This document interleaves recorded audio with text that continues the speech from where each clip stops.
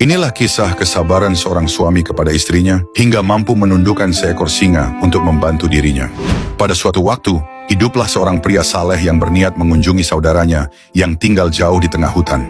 Dengan niat silaturahmi, ia menempuh perjalanan panjang hingga akhirnya tiba di sebuah rumah sederhana. Namun setibanya di sana, saudaranya tidak berada di rumah. Yang menyambut justru istri dari saudaranya, seorang perempuan dengan sikap kasar dan tutur kata yang tidak menyenangkan. Ketika ditanya tentang keberadaan suaminya, wanita itu menjawab dengan ketus. Suamiku sedang mencari kayu. Semoga Allah tidak mengembalikannya ke rumah ini lagi. Mendengar jawaban itu, sang pria terdiam. Bahkan ketika ia hendak pergi, dari balik pintu masih terdengar omelan dan gerutuan yang penuh kebencian terhadap suaminya. Dalam perjalanan pulang, betapa terkejutnya pria itu ketika melihat saudaranya sedang mengumpulkan kayu bakar di hutan dengan ditemani seekor singa yang jinak. Kayu-kayu berat diletakkan di punggung singa, sehingga saudaranya berjalan dengan ringan, tanpa kelelahan. Setelah bertemu, saudaranya mempersilakan ia kembali ke rumah untuk singgah.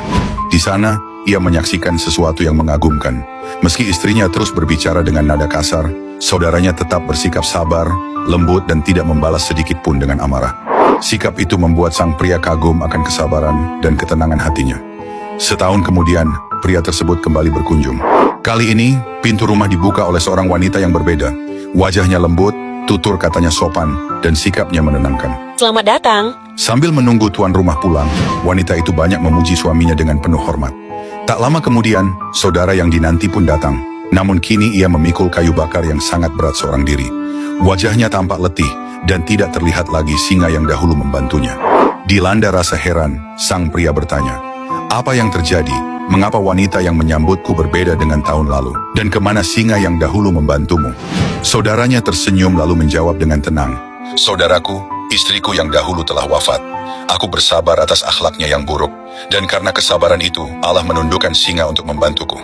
Kini aku menikah dengan perempuan yang salehah, dan aku hidup dalam kebahagiaan. Maka singa itu dijauhkan dariku, agar aku kembali memikul bebanku sendiri.